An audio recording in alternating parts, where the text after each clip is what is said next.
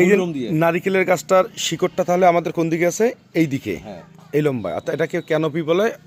Canopy না, এটাকে canopy না, গাছের ছায়া যতদূর পর্যন্ত হয়েছে এটাই হলো ক্যানোপি। এটাই ক্যানোপি। এই এত দূর জুড়ে আপনাকে গাছের আমরা ধরে নেই ক্যানোপি গাছ খাবার গ্রহণ করে মূল লোমের সাহায্যে। আমরা ধরে নেই যে ক্যানোপি যতদূর, মানে গাছের ছায়াটা যতদূর পর্যন্ত আছে, এই গাছের শিকড়ের মাথাটা ততদূর পর্যন্ত আছে। তাহলে সেই ক্ষেত্রে আপনি কোদাল প্রয়োগ করতে বললেন কিভাবে? এই মোটামুটি দূরে, কিন্তু কোন দিকে কোদাল ধরতে হবে?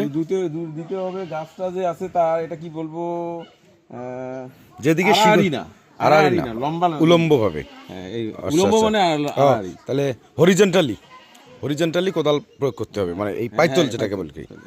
তাহলে ওইভাবে প্রয়োগ করতে হবে। আর গভীর কতটুকু করতে হবে? এটা শিকড় যেন না কাটা যায়, এই এতটুকু। আচ্ছা, আপনি যদি সামান্য তুলে শাঁসড়ি দিয়ে অন্য মাটি দিয়ে চাপা দেন, ঢাকেন, তাহলেও হবে। মানে শিকড় কাটার দরকার নেই, সেই হিসেবে করবেন।